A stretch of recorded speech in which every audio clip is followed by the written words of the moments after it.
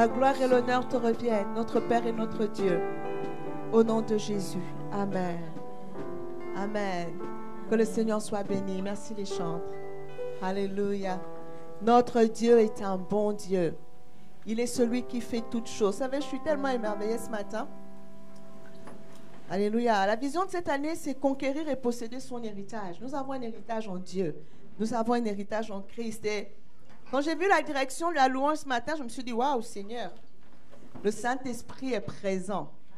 Amen. Le message que Dieu a mis sur mon cœur depuis un moment, pour nous, et je vais nous le partager ce matin, je l'ai intitulé « Dieu a tant aimé le monde et toi ». Alléluia. Dieu est fidèle. Dieu est bon. Amen. Le Seigneur va nous rappeler ce matin son amour. Et qu'est-ce qu'il attend de nous en retour par rapport à cet amour qu'il a manifesté. Amen. Sans exiger de garantie. J'aimerais qu'on lise Genèse 1, les versets 26 à 28. En introduction. Genèse 1, les versets 26 à 28. Nous connaissons ce passage, c'est celui de la création. La Bible dit, Dieu dit, faisons l'homme à notre image, selon notre ressemblance, et qu'il domine sur les poissons de la mer, sur les oiseaux du ciel, sur le bétail, sur toute la terre et sur tous les reptiles qui rampent sur la terre. Dieu créa l'homme à son image, il le créa à l'image de Dieu, il créa l'homme et la femme. Dieu les bénit et Dieu leur dit, soyez féconds, multipliez, remplissez la terre et l'assujettissez et dominez sur les poissons de la mer, sur les oiseaux du ciel et sur tout animal qui se meut sur la terre. Amen. Alléluia. Je pouvais prêcher toute la journée sur ce passage, mais je vais en dire juste quelques mots. Quand on regarde ce texte, la raison pour laquelle Dieu crée l'homme apparaît clairement.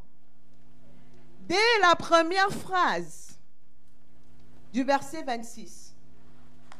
Dieu dit, faisons l'homme à notre image selon notre ressemblance. Dans quel but?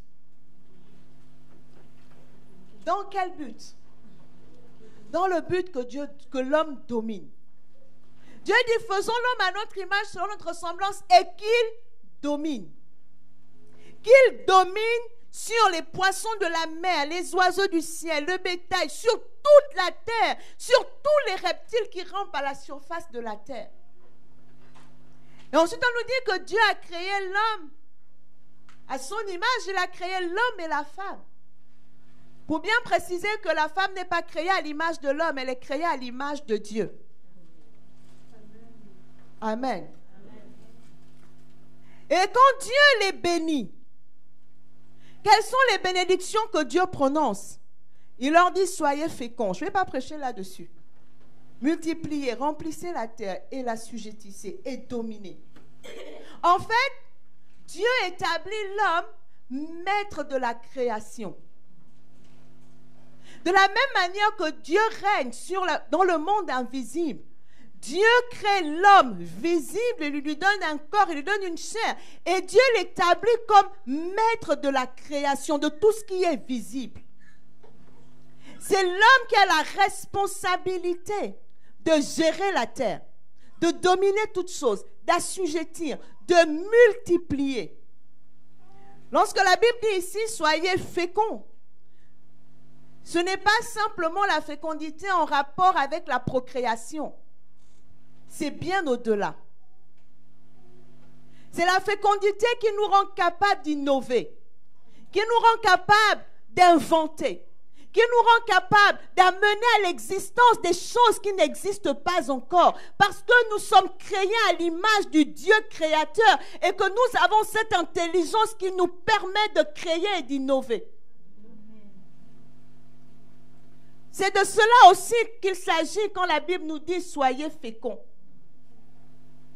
Lorsque la Bible dit « multiplier », on a souvent rapporté ces textes uniquement à la procréation, mais ce n'est pas la vérité. Quand la Bible dit « multiplier », Ça veut dire que ce que nous avons, ce que Dieu met entre nos mains, nous sommes appelés à le multiplier, à le faire croître, à le faire fructifier. D'ailleurs, en anglais, quand vous lisez ce passage, c'est écrit « be fruitful ». Ça veut dire fructifier. Fructifier. Et ensuite, Dieu dit « remplissez la terre ». Alors là, il s'agit de la procréation. Parce qu'il avait créé Adam et Ève, et donc il fallait qu'Adam et Ève enfantent d'autres êtres humains de sorte qu'ils puissent remplir la terre. Parce que la terre entière devait être dominée, devait être contrôlée par l'espèce humaine. Et c'est pour cela que la tour de Babel pose un problème. Voyez-vous, à chaque fois qu'on a entendu parler de la tour de Babel, on nous dit toujours, oui, ils ont eu un projet orgueilleux, ils ont voulu atteindre Dieu par cette tour, alors Dieu les a dispersés. Oui, il y avait un projet orgueilleux derrière. Il y avait aussi le fait de ne pas obéir à la volonté de Dieu, de ne pas obéir au plan de Dieu. Parce que le plan de Dieu était que l'homme remplisse la terre et non pas que tous les êtres humains ne vivent qu'en un seul lieu sur la terre. Et à Babel, ils avaient décidé de rester au même endroit. De dire ici, c'est bien pour nous. Nous allons rester là. Nous n'irons pas ailleurs. Dieu dit, c'était pas ça le plan. Parce que l'ensemble de la création doit voir au travers de l'homme la gloire de Dieu. Donc, il faut que l'homme aille partout parce que c'est l'homme qui porte le message de Dieu. C'est l'homme qui porte la trace de Dieu sur la terre. Là où il n'y a pas d'homme, Dieu ne peut pas agir. C'est pour ça que c'est un leurre de dire nous ne faisons pas, Dieu va faire. Dieu nous a donné la responsabilité de gérer la terre. La terre est ce que les hommes décident d'en faire. Nos sociétés sont ce que les hommes décident d'en faire. Dieu ne viendra pas du ciel dans sa forme invisible avec ses anges pour changer les choses sur la terre. C'est pour cela que même Jésus-Christ, Fils de Dieu, pour venir nous sauver, a dû prendre une forme humaine. Parce que Dieu n'agit sur la terre que par les humains. Amen. Dieu n'agit sur la terre que par nous. Si nous décidons de ne rien faire, Dieu ne fera rien. C'est pour cela que la Bible dit que l'Église est le corps de Christ. Christ est la tête, il pense, il nous communique la pensée, mais nous agissons.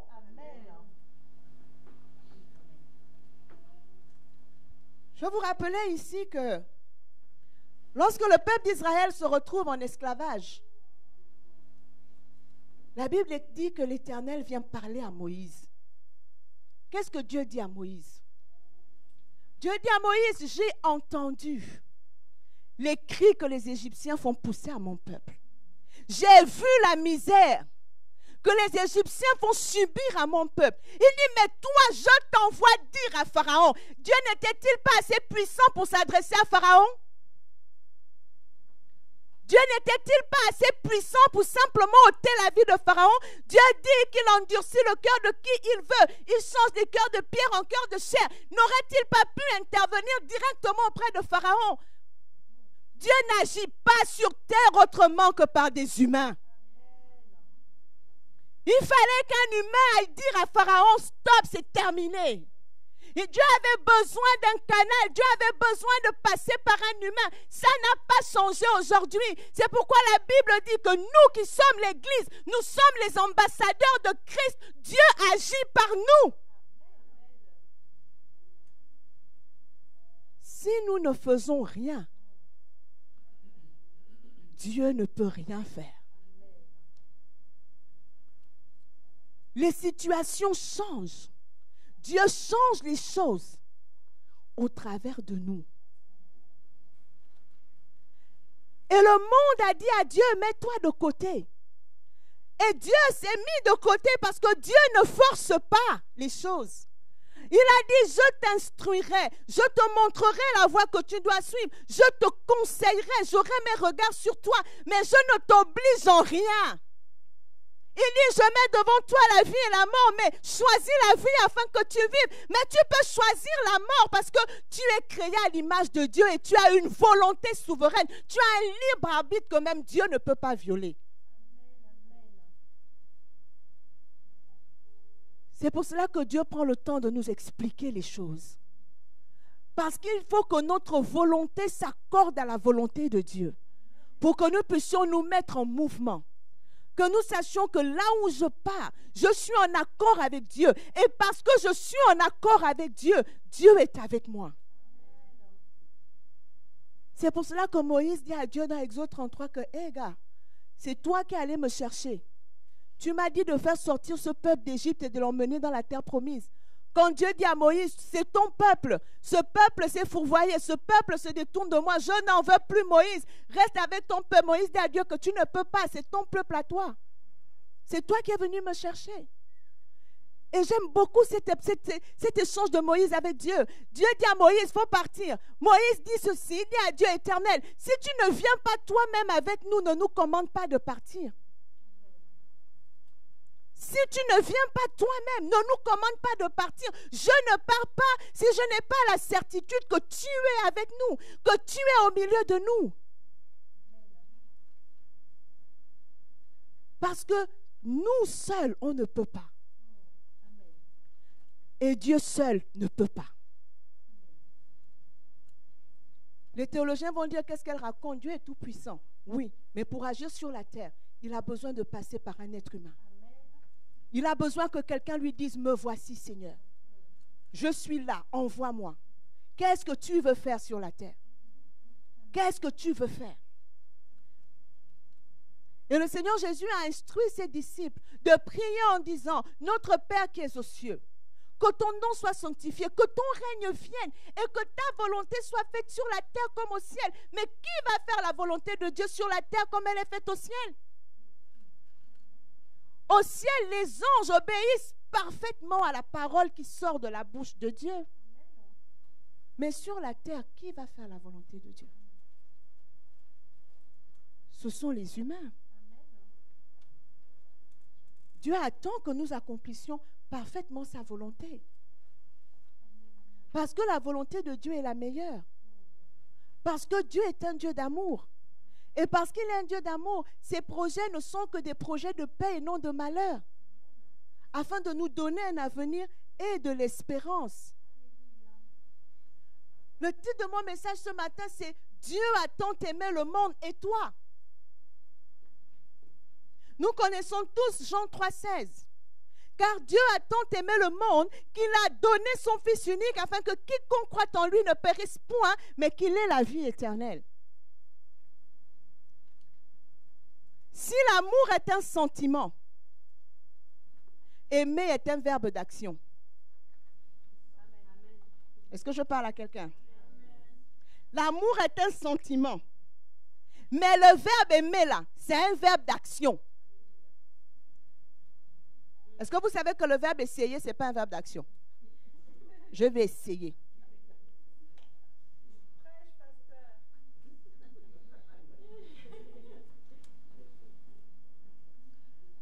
Il y a trop de personnes, non, il m'aime. Il m'aime, il te le montre comment? Il t'aime, tu le vois comment? Elle t'aime, tu le vois comment? Parce que aimer, ça se démontre. Il ne suffit pas de dire. D'ailleurs, dans l'épître de Jean, 1 Jean 3, 18, l'apôtre Jean dit, bien-aimés, n'aimons pas seulement en parole, mais en action et avec vérité. Parce que aimer est un verbe d'action. La Bible dit que Dieu a tant aimé le monde qu'il a donné. Il a tant aimé le monde qu'il a posé un acte.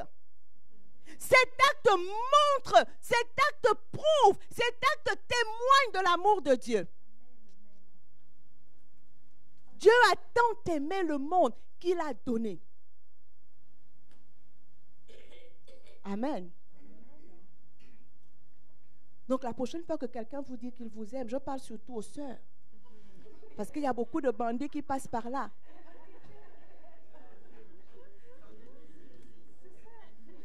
Je t'aime. Montre-le.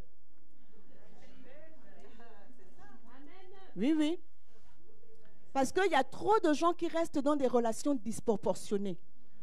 Et l'amour est réciproque.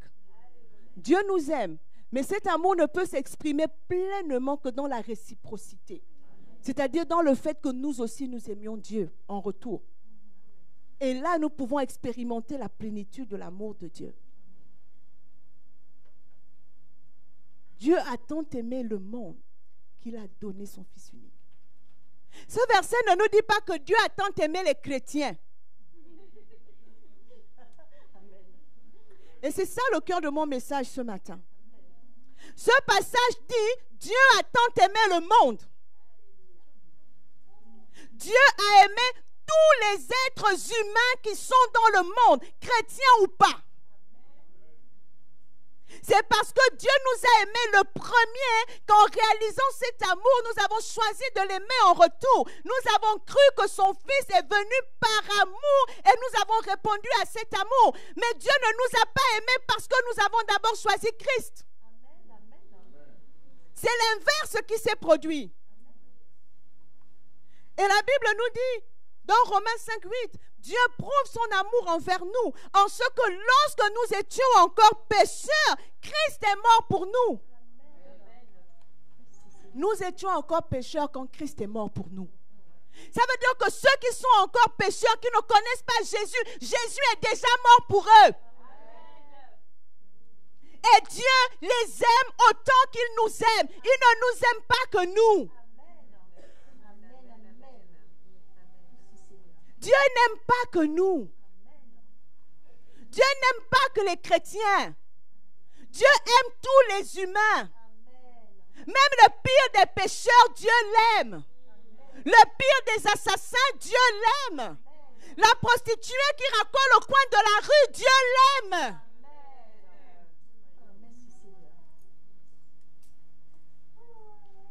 Il faut qu'on nous délivre de la religion. Et c'est pour ça que nos églises ne grandissent pas. Parce que nous avons pris l'habitude de rester entre nous chrétiens. On se comporte comme si ceux qui ne sont pas chrétiens étaient de la peste, étaient tous de la racaille. Des gens qu'il suffit de les fréquenter pour qu'ils nous souillent. Et là, on sort tous les versets bibliques. Les mauvaises compagnies corrompent les bonnes mœurs. Oui, c'est vrai, les mauvaises compagnies peuvent corrompre les bonnes mœurs. Mais être une compagnie et aimer quelqu'un, c'est différent. Les mauvaises compagnies vont te corrompre si tu ne connais pas ton identité en Christ et qu'au lieu de les amener au Seigneur, toi tu les suis dans le monde. Mais le Seigneur nous a laissés dans le monde. Il ne nous a pas sortis du monde, il nous a laissés dans le monde. Et il a prié pour que nous soyons préservés du mal dans le monde. Et il nous a dit, nous sommes la lumière du monde. Et nous sommes le sel de la terre. La lumière veut rester entre elles. La lumière ne veut pas aller là où il y a les ténèbres. Mais ce sont les ténèbres qui ont besoin de lumière. Un jour, quelqu'un m'a dit, mais Pasteur Laurence, mais pourquoi tu t'intéresses à la politique? C'est un milieu ténébreux. J'ai dit, c'est pour ça même que Dieu m'envoie là-bas. Parce qu'à un moment donné, il faut que la lumière brille au milieu des ténèbres. Ils m'ont dit, c'est pas possible, tu ne pourras pas rester la seule intègre en politique. Quand tu sais en politique, tous les gens sont mauvais. J'ai dit, quand on compte, on commence toujours par 1. On ne commence pas par 2. Ça veut dire que si personne n'a jamais été intègre en politique, il y aura un numéro 1. Et Dieu m'envoie pour être le numéro 1. Parce qu'il faut bien qu'il y ait un commencement. Il faut bien que d'autres suivent. Pourquoi? Parce que Dieu nous a donné la gestion de la terre. Et la politique, c'est la gestion des affaires de la cité. Et les chrétiens, nous avons démissionné. Et nous sommes là à nous plaindre quand des lois iniques sont votées. Nous passons notre temps à prier, mais nous ne prenons aucune action pour influencer notre environnement.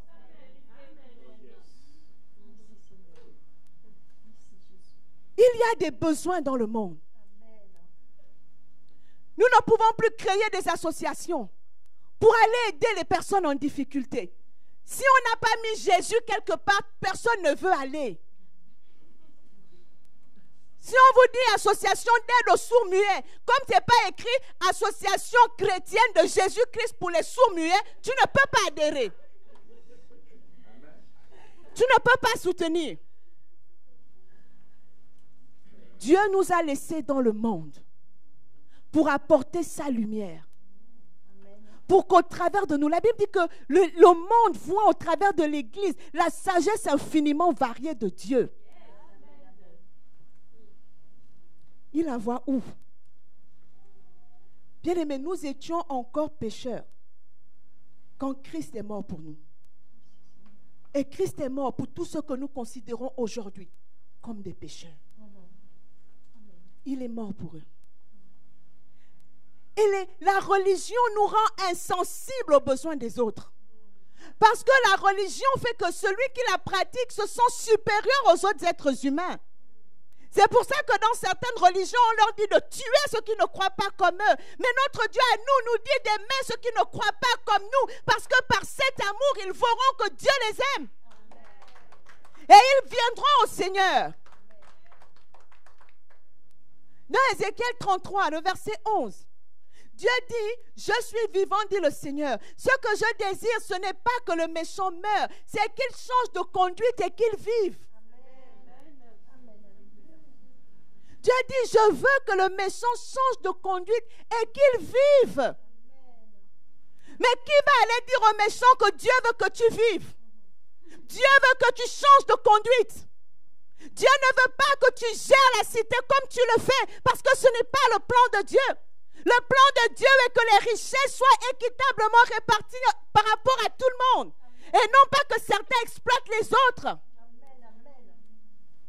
Voici le plan de Dieu. Vous savez combien d'enfants de Dieu meurent prématurément? Simplement parce qu'ils n'ont pas eu de médicaments. Vous savez combien d'enfants de Dieu sont obligés de prier et de jeûner juste pour avoir des fournitures scolaires? Et si on était la réponse à leur prière? Quand ils prient pour avoir des fournitures scolaires, ça va tomber du ciel? Vous pensez que quelqu'un, parce qu'il a prié, et puis le matin, Dieu va lui prendre un cartable à Carrefour et Dieu va lui donner le cartable?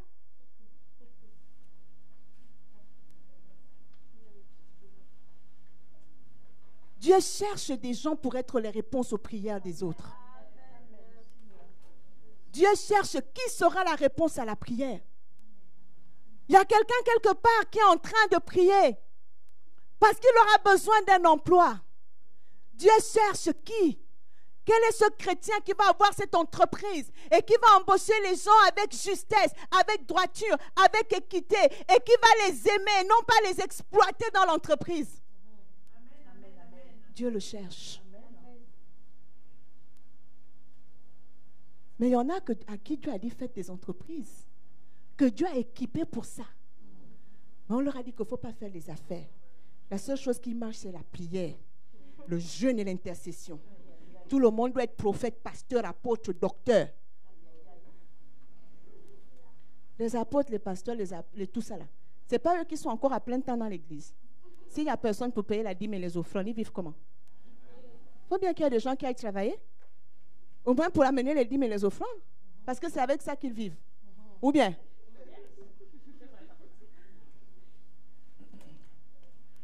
Dieu veut ramener les choses dans la vérité. Parce que dans ces temps qui sont les derniers, le diable s'est déchaîné. Et si l'Église ne connaît pas son positionnement, son identité, ce que Dieu attend qu'elle fasse dans ces temps, c'est nous qui allons être submergés. Et nous allons passer à côté de ce que Dieu veut faire.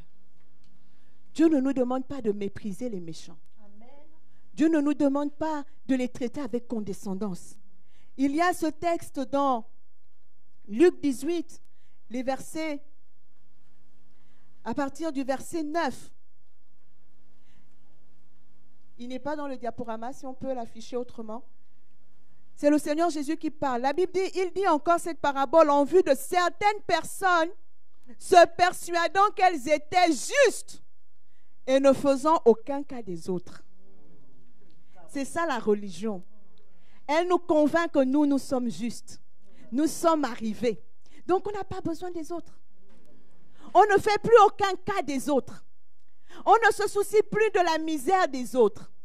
Ou même quand on les regarde, on est même condescendant. Je vous dis, même dans la même église, certains veulent montrer que moi je suis plus béni. Donc c'est moi qui suis plus près de Dieu. Moi j'ai la bénédiction, j'ai la grâce, j'ai la faveur. Donc, je suis supra spirituel.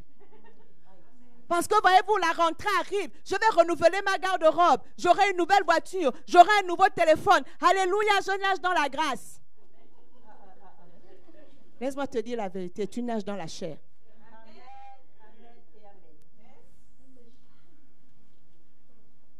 La grâce de Dieu aurait fait que tu t'intéresses à ceux qui sont autour de toi. Et que tu te dises, à qui je vais faire du bien à cette rentrée scolaire. J'ai souvent été choquée par ces serviteurs de Dieu qui viennent dans les assemblées. Il vous dit que moi, Dieu m'a béni. Il est arrivé en jet privé. Hein. Vous ne connaissez même pas le prix du jet, ni combien ça coûte l'entretien. Rien que le poser sur un tarmac. Vous n'avez aucune idée de ce que ça coûte. Ça paye les maisons de nous tous ici, là. Mais quand il arrive, moi, Dieu m'a abondamment béni, ma soeur. Et si vous voulez, vous aussi être béni, investissez dans mon ministère. Il y a un bug. Pour moi, ça bug. Ça bug. J'attends de voir celui que Dieu aura tellement béni et qui dira, le Seigneur m'a béni. Et dans cette église aujourd'hui, il y a certainement une mère de famille nombreuse qui ne sait pas comment elle va terminer son mois. Viens me voir à la fin.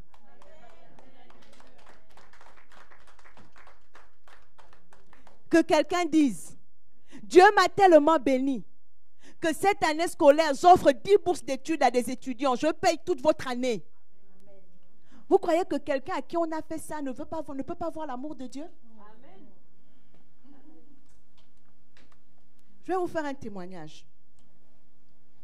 Dans une partie de ma vie, j'étais prof.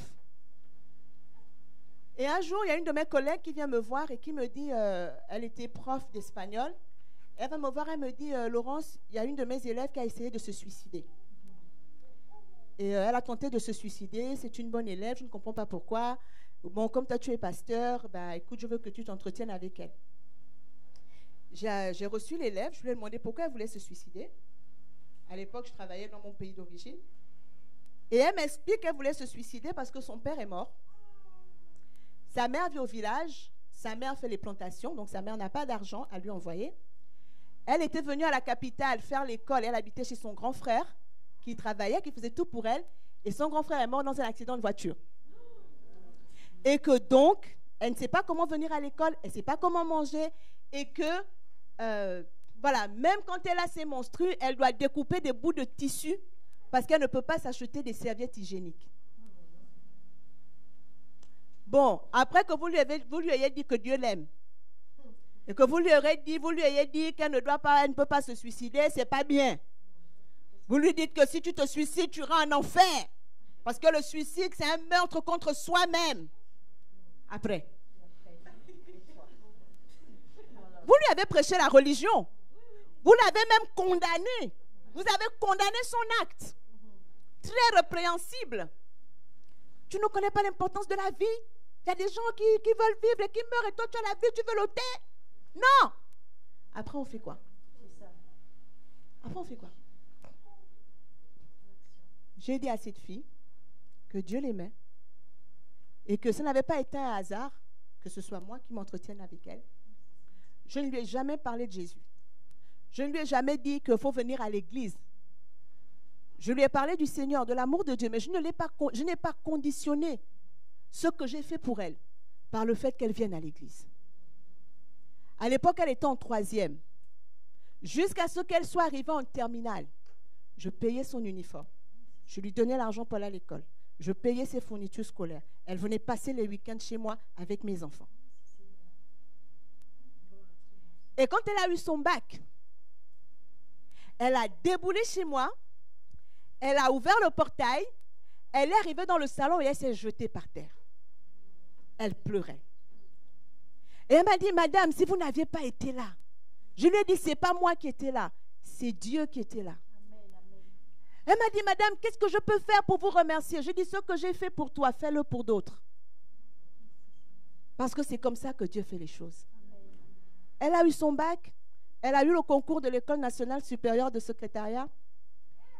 Elle est devenue secrétaire de direction.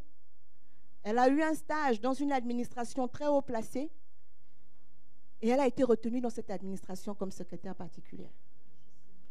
Et des années après, quand on a quitté le pays, je ne lui avais pas dit au revoir. Parce que je ne l'avais pas vue, elle n'était pas passée à la maison entre-temps. Et je priais pour elle. Je me suis dit, mince Seigneur, je suis partie, je n'ai pas dit au revoir à cette fille. Elle va certainement me chercher, elle va venir à la maison sera fermée. Je ne sais pas comment je vais faire, mais Seigneur, je la remets entre tes mains. Je n'avais pas son téléphone. À l'époque, on n'avait même pas de téléphone portable. J'arrive en France des années après, 2-3 ans après, je repars au pays et je suis invitée prêcher dans une église. Et quand je m'approche de l'église, j'entends la louange et j'entends une belle voix. Je me dis, ah, qui peut louer le Seigneur comme ça? Et je sentais l'onction dans la voix. Et quand j'arrive dans l'église, qui je trouve au micro en train de conduire la louange? Cette fille. J'ai dit, Seigneur. Et à la fin, je lui ai demandé, je lui ai dit, mais qu'est-ce qui s'est passé? Elle m'a dit, madame, quand j'ai su que vous étiez partie en France, j'ai compris que tout l'amour que vous m'aviez témoigné, je ne pouvais le trouver que dans une église. Alors j'ai cherché une église, je suis arrivée ici, j'ai accepté le Seigneur et je sers dans la louange.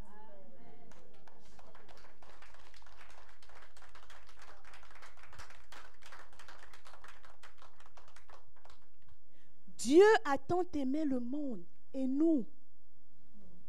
Où est notre amour pour le monde? Où est notre amour pour ce que Dieu met autour de nous? Où est notre amour pour les gens de notre famille? C'est là que ça commence. Dans nos propres familles. Parce qu'on est devenu chrétien, on coupe les ponts avec sa famille. On ne fréquente plus personne dans la famille. Tout le monde est mauvais. Mais ils ne vont pas aimer votre Dieu. Parce que Dieu leur a enlevé un membre de leur famille qu'ils ne voient plus. Auquel ils n'ont plus accès. Mais s'ils voient que Dieu vous a transformé en bien et que vous êtes pour eux une bénédiction, ils vont aimer votre Dieu. Je ne parle pas de ceux qui viennent vous faire la guerre pour que vous abandonniez votre foi. À ce moment-là, vous devez tenir ferme et leur dire, j'ai fait le choix du Seigneur. Mais la Bible nous dit que même quand nous sommes persécutés, nous devons avoir une attitude. La Bible dit, conduisez-vous avec circonspection au milieu de vos adversaires, de sorte que le jour où Dieu les visitera, ils se souviendront de votre attitude et ils sauront que vous agissiez selon Dieu. Voilà ce que Dieu nous dit. La Bible nous dit dans Matthieu 9, 35-36, la Bible dit que Jésus parcourait toutes les villes et les villages, enseignant dans les synagogues, prêchant la bonne nouvelle du royaume et guérissant toute maladie et toute infirmité. Voyant la foule, il fut ému de compassion pour elle, parce qu'elle était languissante et abattue comme des brebis qui n'ont point de berger. La Bible ne nous dit pas ici que Jésus sélectionnait à qui il faisait du bien, selon que tu sois chrétien ou pas, que selon que tu crois en lui ou pas. Nous connaissons la parabole de Jésus qui guérit 10 lépreux et un seul revient dire merci. Jésus n'a pas maudit les 9 autres. Il ne leur a pas arraché la guérison. Il a dit à celui qui est revenu, toi tu es sauvé. Les autres sont partis avec leur guérison, mais ils n'ont pas le salut parce qu'ils ne sont pas revenus nouer une relation personnelle avec celui qui les a guéris. Dieu bénit tout le monde. La Bible dit qu'il fait lever son soleil sur les bons comme sur les méchants. Il fait tomber la pluie sur les bons comme sur les méchants.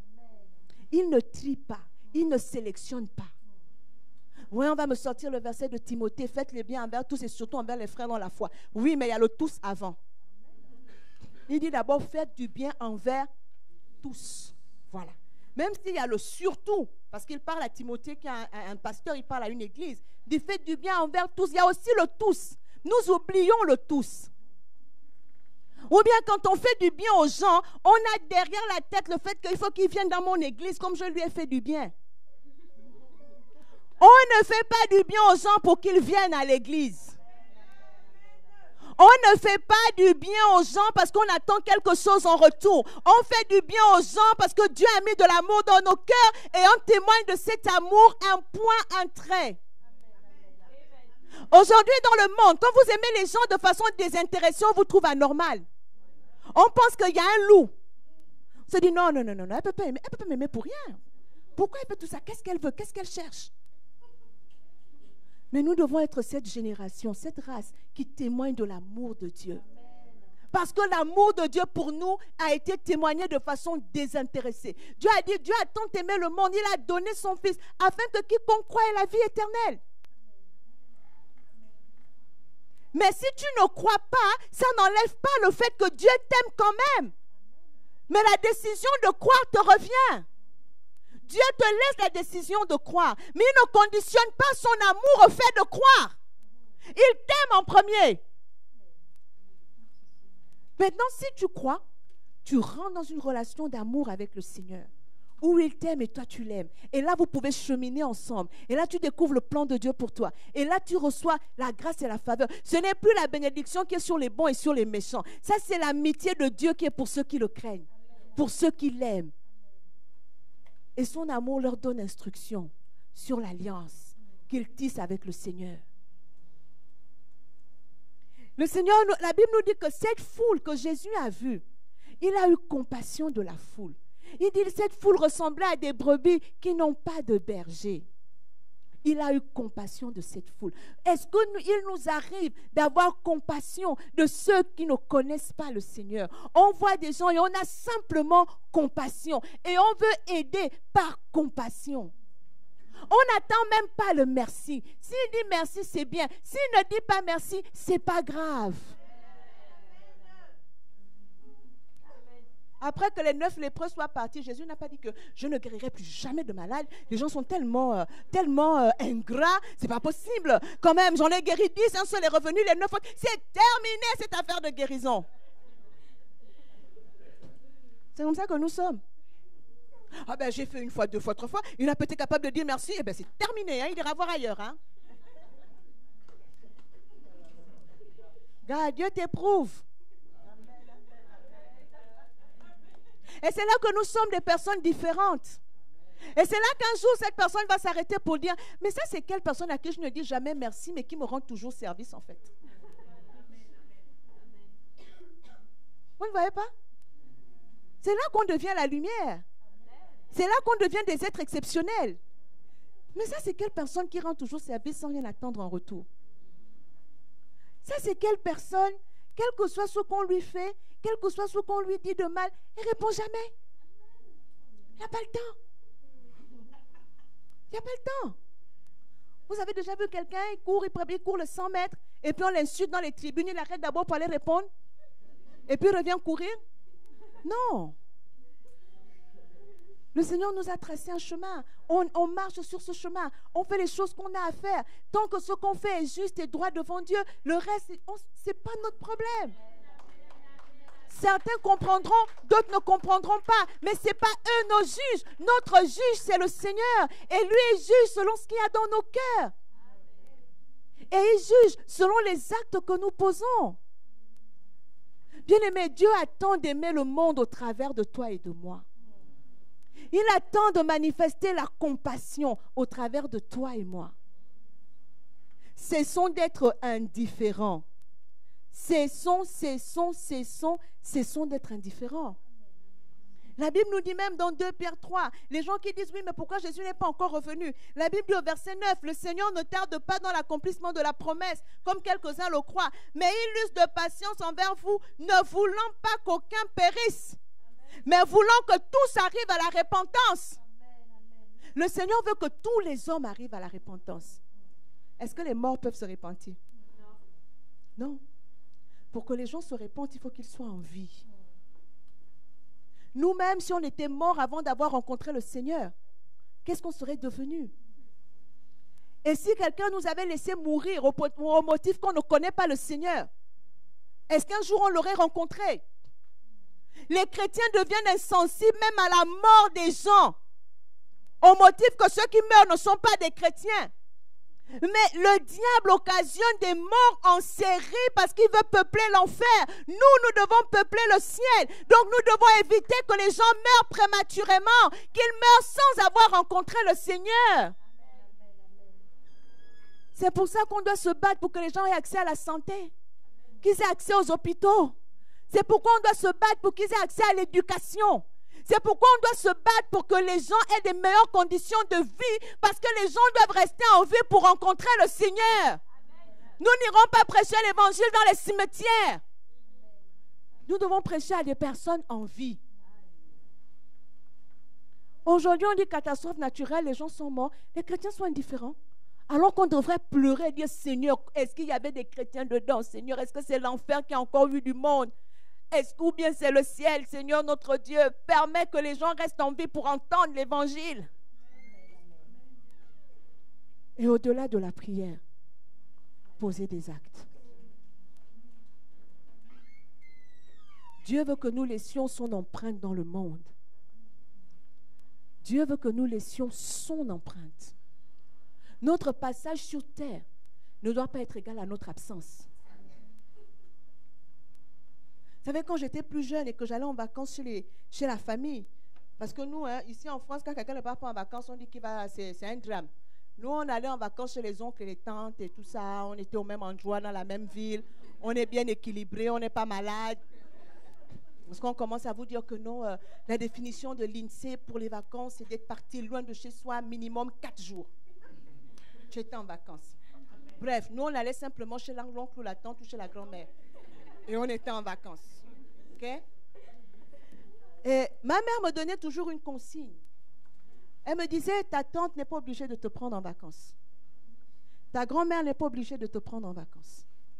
Quand tu vas là-bas, tu dois leur faire du bien. Tu dois les bénir. Et quand tu pars, on doit te pleurer. Il faut que les gens disent, ah mon Dieu, quand Laurence était là, vraiment. Elle dit, ce sont ces paroles-là qui vont accompagner ta vie et qui vont faire que Dieu te fasse du bien. Je me disais, quand tu vas chez ta tante, si personne ne fait la vaisselle, fais la vaisselle. Si personne ne veut aller puiser l'eau, va puiser l'eau. Si personne ne veut faire à manger, fais à manger. Même si tes autres cousines ne font pas, toi fais. Fais toujours. Quand tu vas partir, ta tante dira que, ah vraiment, quand Lolo était là, c'est elle qui faisait. Elle dit, c'est ça la bénédiction. Bénédiction, c'est dire du bien. Notre présence ne doit pas être égale à notre absence.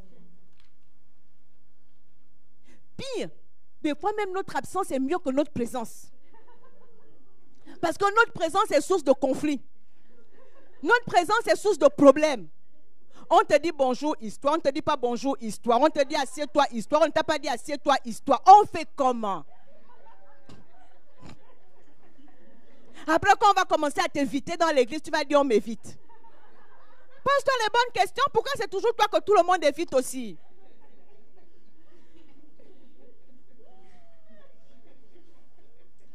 Dieu nous a laissés sur terre pour faire du bien. Il nous a donné la capacité de dominer.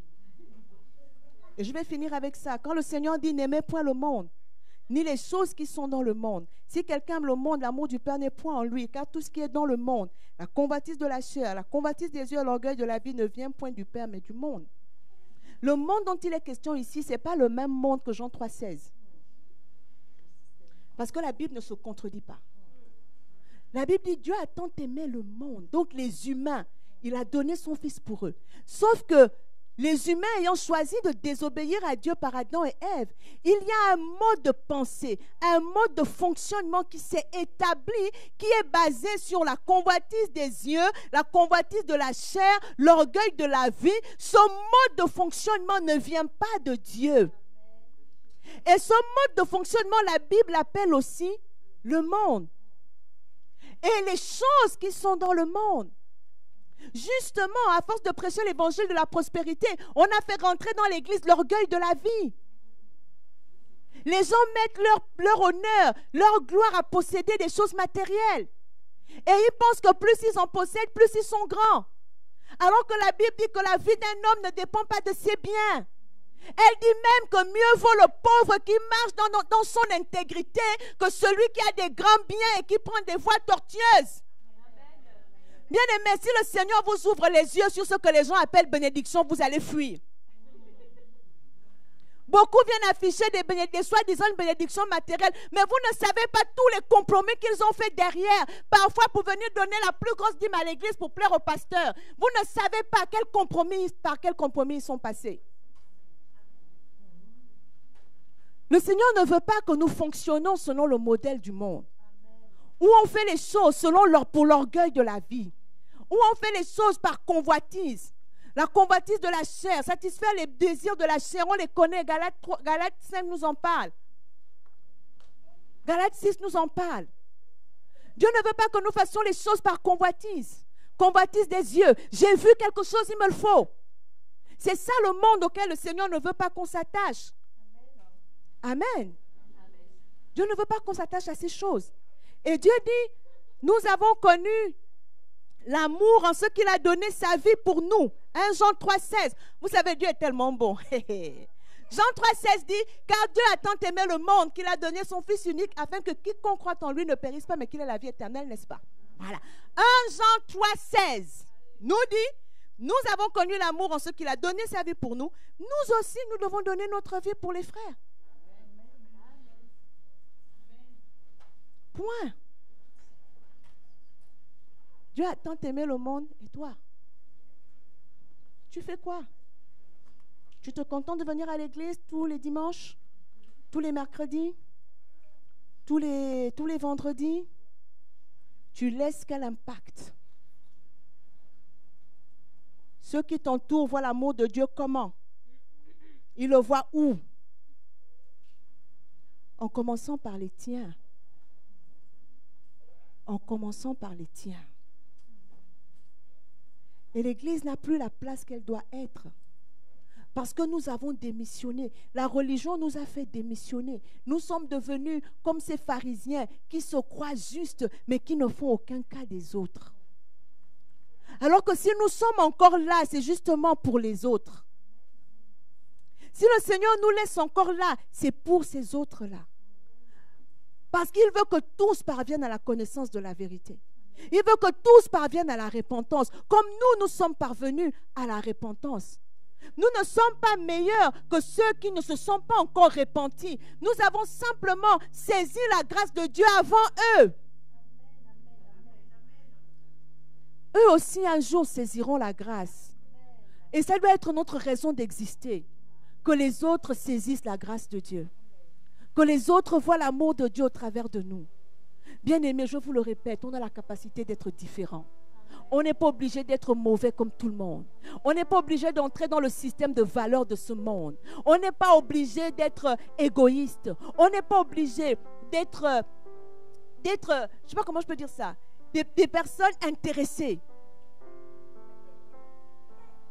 En Christ, Dieu fait de nous des personnes exceptionnelles. Des personnes qui appartiennent au royaume de Dieu. Dans ce royaume où on aime sans rien attendre en retour. Colossiens 3:17 nous dit, tout ce que vous faites en parole ou en acte, faites tout comme pour le Seigneur et non pour des hommes, sachant que vous recevrez du Seigneur la récompense. Le monde ne connaît pas cette dimension de la récompense qui vient de Dieu. Ils attendent tout d'ici-bas. Nous savons qu'un jour, si nous avons une récompense, nous savons qui nous la donnera. Alors on n'a pas besoin de chercher autre chose sur la terre. Ce qu'il nous faut chercher, c'est la manifestation de l'amour de Dieu au travers de nos vies. Cessons d'être insensibles à la souffrance autour de nous. Cessons d'être insensibles aux causes justes. Le monde que l'on ne doit pas aimer, ce n'est pas l'injustice. Les chrétiens aujourd'hui sont insensibles. On peut voir des injustices. On n'est pas remué en nous-mêmes. Alors que la Bible dit que le royaume de Dieu, c'est la justice, la paix et la joie par le Saint-Esprit. Donc si nous voulons apporter le royaume, nous apportons la justice. Pas seulement en Christ, pas seulement aux chrétiens. Jésus a dit à Jean-Baptiste, il est convenable d'accomplir ce qui est juste. Alléluia. Que le Seigneur nous vienne en aide. Un chrétien ne peut être indifférent à la misère, à la souffrance, encore moins à la mort d'autres êtres humains. Qu'ils soient chrétiens ou pas. Dieu aime tous les humains. Et si c'est lui qui vit en nous, si nous sommes ses ambassadeurs, nous devons faire comme lui. Dieu a tant aimé le monde qu'il a donné son Fils. Et il veut continuer d'aimer le monde au travers de toi. Alors qu'est-ce que tu vas lui répondre ce matin? Qu'est-ce que tu fais? Arrêtons de vivre nos petites vies pour nous-mêmes. Nous sommes des ambassadeurs du royaume de Dieu. Ce royaume doit se répandre. Ce royaume doit s'étendre. Le Seigneur Jésus a dit, j'ai encore beaucoup de brebis qui sont hors de la bergerie. Regardez cette foule. tous ne connaissaient pas Jésus, mais Jésus a vu en eux des brebis qui étaient sans berger. Il a dit alors que moi, le bon berger, je suis là. Si elles peuvent simplement venir à moi, elles trouveront le berger qu'elles cherchent. Beaucoup cherchent un berger. Mais Jésus est le bon berger. Mais Jésus ne va pas leur apparaître. Jésus attend que toi, tu te lèves et que tu leur parles de lui. Que tu leur apportes son amour. Et lui, il va se révéler. À condition que toi, tu aies fait d'abord ta part. Que tu aies fait le pas qui est le tien. Est-ce qu'on peut prier bien?